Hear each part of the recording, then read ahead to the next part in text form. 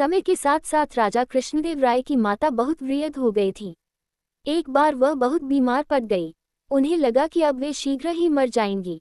उन्हें आम से बहुत था, इसलिए जीवन के अंतिम दिनों में वे आम दान करना चाहती थी। सो उन्होंने राजा से ब्राह्मणों को आमों को दान करने की इच्छा प्रकट की। वह समझती थी कि इस प्रकार दान करने से उन्हें स्वर्ग की प्राप्ति होगी। सो कुछ दिनों बाद राजा की माता अपनी अंतिम इच्छा की पूर्ति किए बिना ही मृत्यु को प्राप्त हो गई। उनकी मृत्यु के बाद राजा ने सभी विद्वान ब्राह्मणों को बुलाया और अपनी मां की अंतिम अपूर्ण इच्छा के बारे में बताया। कुछ देर तक चुप रहने के पश्चात ब्राह्मण बोले, ये तो बहुत ही बुरा हुआ महाराज, अंतिम इच्छा के पूरा न होने की दशा में तो उन्हें मुक्ति ही नहीं मिल सकती। वे प्रेत योनि में भटकती रहेंगी। महाराज, आपको उनकी आत्मा की शांति का उपाय करना चाहिए। तब महाराज ने उनसे अपनी माता की अंतिम इच्छा की पूर्ति का उपाय पूछा। ब्राह्मण बोले, उनकी आत्मा की शांति के लिए आपको उनकी पुण्यतिथि पर सोने के आमों का दान करना पड़ेगा। अतः राजा ने मौ की पुण्यतिथि पर कुछ ब्राह्मणों को भोजन के लिए बुलाया और प्रत्येक को सोने से बने आम दान में दिए। जब तेनालीराम को ये पता चला तो वह तुरंत समझ गया कि ब्राह्मण लोग राजा की सरलता तथा भोलेपन का उठा रहे हैं। सो उसने उन ब्राह्मणों को पार पाने की एक योजना बनाई। अगले दिन तेनालीराम ने ब्राह्मणों को निमंत्रण पत्र भेजा। उसमें लिखा था कि तेनालीराम भी अपनी माता की पुण्यतिथि पर दान करना चाहता है, क्योंकि वह भी अपनी एक अधूरी इच्छा लेकर मरी थी। जब से उसे पता चला है कि उसकी मां की अंतिम इच्छा पूरी न होने के कारण प्रेत योनि में भटक रही होंगी, वह बहुत ही दुखी है और चाहता है कि जल्दी उसकी मौ की आत्मा को शांति मिले।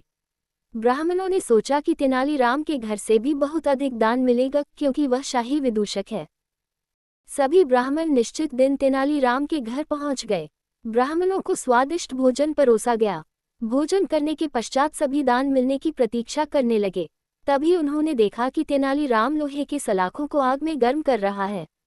पूछने पर तेनालीराम बोला, मेरी माँ फोड़ों के दर्द से परेशान थी। मृत्यु के समय उन्हें बहुत तेज दर्द हो रहा था। इससे पहले कि मैं गर्म सलाखों से उनकी सिकाई करता, वह मर चुकी थी। अब उनकी आत्मा की शांति के लिए मुझे आपके साथ वैसा ही करना पड़ेगा जैसी कि उनकी अंतिम इच्छा थी। ये सुनकर ब्राह्मण बौखला गए। वे वहां से तुरंत चले जाना चाहते थे।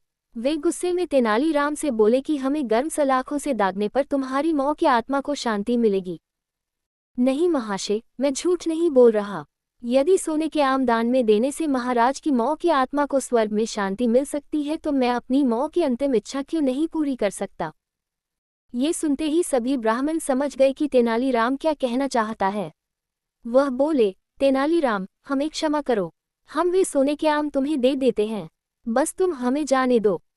तेनालीराम ने सोने के आम लेकर ब्राह्मणों को जाने दिया, परंतु एक लालची ब्राह्मण ने सारी बात राजा को जाकर बता दी।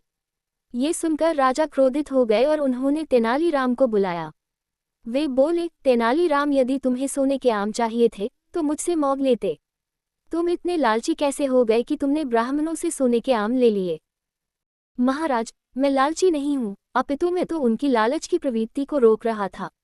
यदि वे आपकी मौ की पुण्यतिथि पर सोने के आम ग्रहण कर सकते हैं तो मेरी मौ की पुण्यतिथि पर लोहे की गर्म सलाखें क्यों नहीं झेल सकते। राजा तेनालीराम की बातों का अर्थ समझ गए। उन्होंने ब्राह्मणों को बुलाया और उन्हें भविष्य में लालच त्यागने को कहा।